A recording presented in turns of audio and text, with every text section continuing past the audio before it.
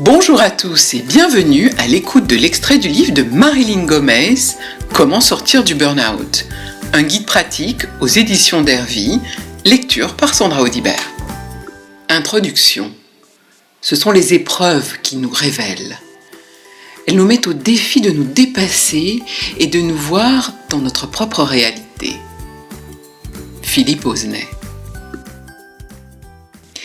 Et si le burn-out était en fait un appel urgent de la vie pour vivre autrement, pour vivre réellement? S'il était le début d'une guérison? Nous passons une partie de notre vie comme des automates, englués dans le train-train quotidien, métro, boulot, dodo, soumis à la pression des agendas bien remplis, du martèlement du vite et très vite, et de la dictature du tout maintenant et tout de suite. Mais cela pour aller où? Dans quel but? Pour quel motif?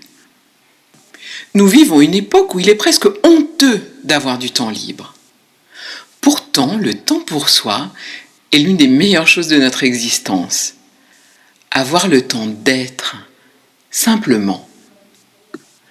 C'est probablement parce que nous ne pouvons plus être nous-mêmes, parce que nous ne prenons plus le temps de vivre, parce que le travail occupe souvent une place démesurée dans notre existence, que cette cadence infernale nous mène à un profond épuisement.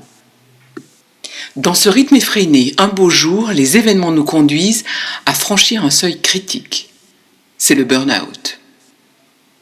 À partir de là, notre existence s'en trouve irrémédiablement changée. Il y a un avant et un après. Une flamme s'éteint, mais une autre peut naître. C'est alors qu'une nouvelle aventure commence, le retour à soi, qui rend à nouveau tout possible. C'est une sorte de chemin de Compostelle où l'on part lentement à la recherche de soi et de ce qui fait notre bonheur. On se réveille, on renaît à la vie.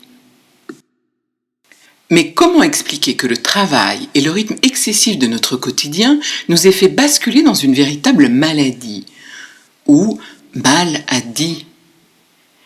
Et s'il y avait une autre explication? À l'analyse de mon expérience personnelle, j'en suis arrivée à la conclusion que le burn-out n'est autre que le point culminant d'un enchaînement de causes intérieures révélées par des causes extérieures. C'est un lien de cause à effet en continu qu'il est essentiel de remonter à partir de la source. Soi. Le burn-out s'apparente à une sorte de Big Bang intérieur. C'est le thème développé dans la première partie de ce livre pour comprendre le phénomène.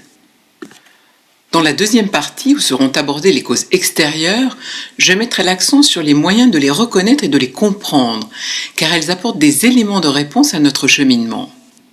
Lorsque nous nous posons des questions comme « Pourquoi cela m'est arrivé ?», je comprends que ce n'est pas à l'extérieur de moi que je trouverai des réponses, mais à l'intérieur.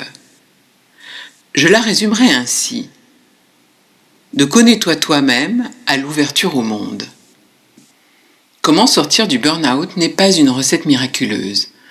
Mais par mes connaissances professionnelles et mon expérience personnelle, je propose simplement, en toute humilité, une démarche pour sortir de cet état de souffrance et revivre, cette fois en mieux.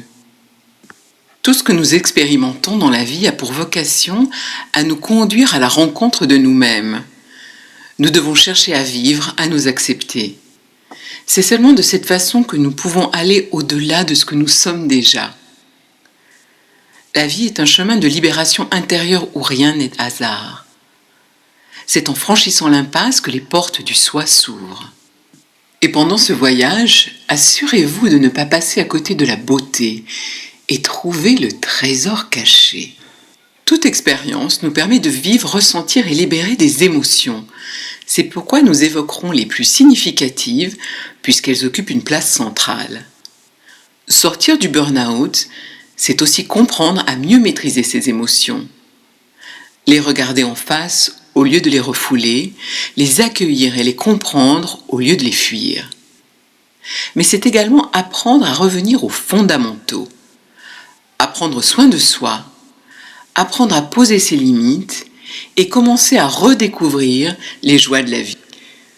La troisième partie est dédiée au « Connais-toi toi-même » de Socrate. se perdre pour mieux se retrouver.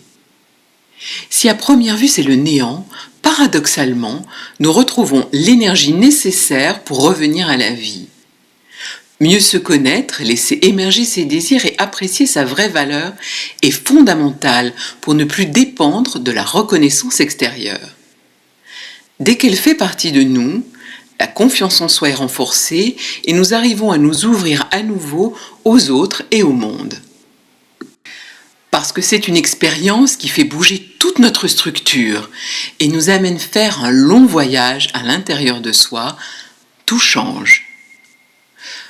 Lorsque nous partons à la découverte de nouvelles destinations, nous revenons toujours plus riches, avec de nouvelles envies et tout simplement grandis.